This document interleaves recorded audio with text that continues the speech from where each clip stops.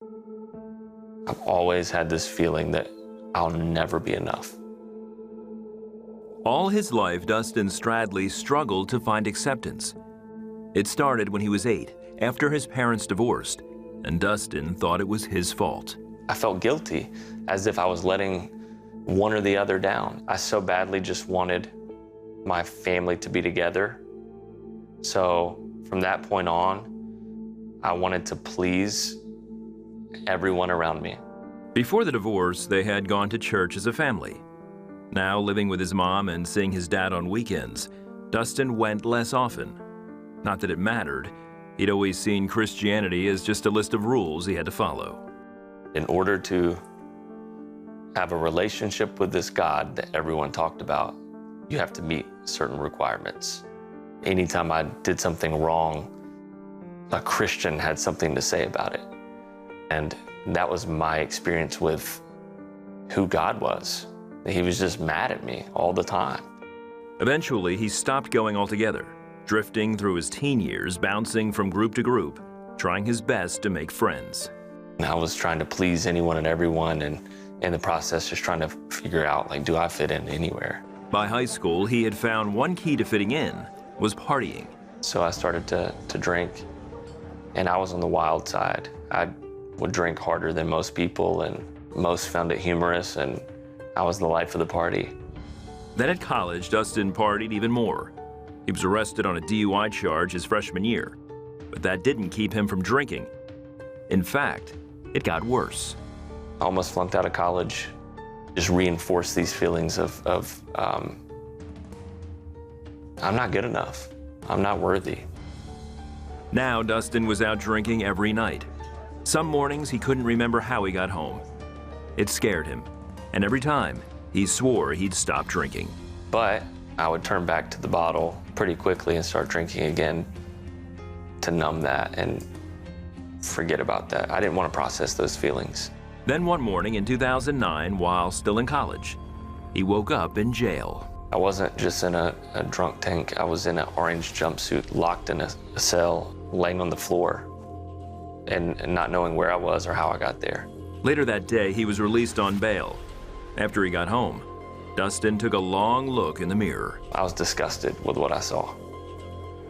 And so I just, to release the pain, just punched the mirror and shattered the mirror and fell down and just started bawling, crying. And it was a dark place, a scary place. A couple days later, his dad gave him a Bible with a note saying, "This is God's love letter."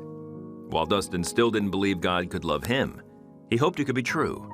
So when his roommate invited him to church weeks later, he decided to go. The sermon was incredible. Spoken to me in a way that I understood it. And I felt a little bit of hope. That hope faded quickly as Dustin couldn't stop drinking, even after court-ordered AA classes. Now, he needed it just to function. I didn't know how to stop. I was addicted. I would feel sick if I did not have alcohol in my system. A few years after college, Dustin had a good job with an encouraging Christian boss. He occasionally went to church, yet never felt good enough.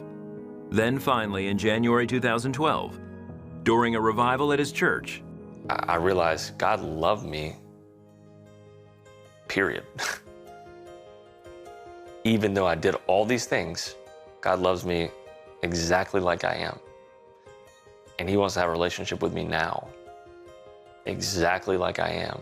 And I said the prayer and began to truly believe and just internally say, God, I acknowledge, like, you are real and you did die for me, and felt a sense of peace. I felt hope. I felt for the first time that someone is pleased with me and loves me for who I am.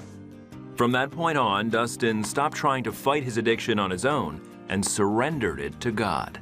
And it went from drinking 7 days a week to 3 days a week to 2 days a week to why am I really doing this in the first place?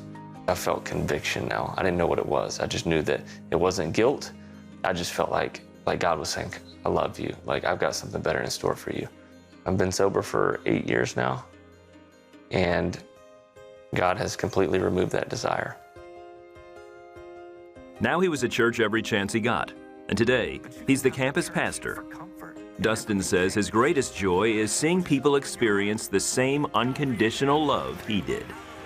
I get emotional every week when I see someone pray and accept Jesus into their life, and tears are flowing down their face, and they raise their hands, and I think back to my moment, and I think of how God met me right there, and he's doing the same thing for all of us. It's not about earning more of God's love.